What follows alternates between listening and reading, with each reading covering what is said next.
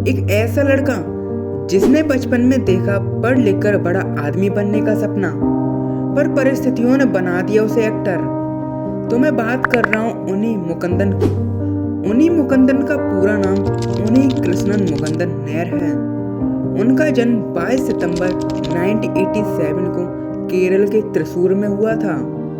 Middle class family से belong करने वाले मुकुंदन को क्या पता था कि 5 साल की उम्र में ही उन्हें अपनी मातृभूमि को छोड़ना पड़ेगा।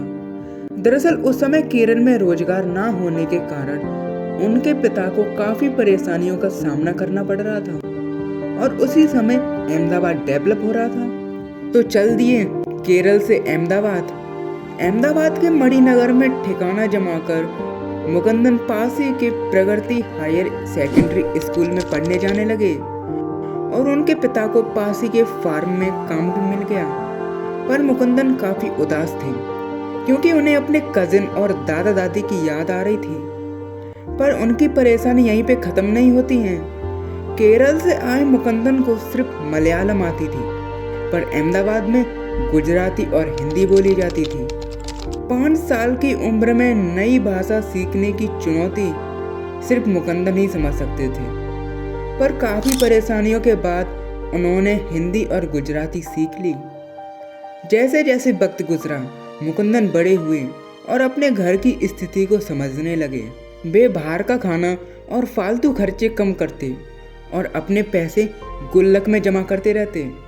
और तो और स्कूल फंक्शन और थिएटर में कई बार उन्होंने परफॉर्मेंस भी की और वहीं से उन्हें एक्टिंग का शौक चढ़ा। पर फिर भी वे उस वक्त एक्टर बनना नहीं चाहते थे। 2004 में 12th पूरी करके मुकुंदन आगे की पढ़ाई के लिए फिर से केरल चले गए। वहाँ प्रज्योति निकेतन कॉलेज में लिटरेचर और जर्नलिस्ट से ग्रेजुएशन की। अपनी 4 साल की कॉलेज लाइफ में मुकुंदन ने अपनी फिटनेस पर काफ़ी ध्यान दिया। 2008 में कॉलेज पूरा करने के बाद मुकुंदन नौकरी की तलाश में अहमदाबाद अपने माता पिता और बहन के पास पहुंच गए।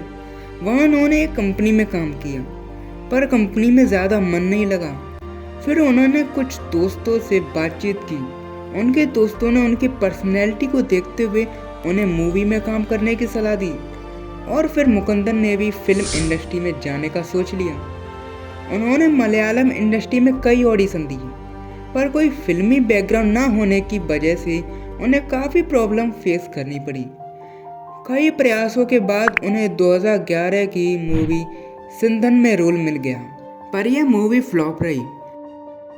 काफ़ी भागदौड़ के बाद मुकुंदन को एक और मूवी हाथ लगी, बॉम्बे मार्च 12।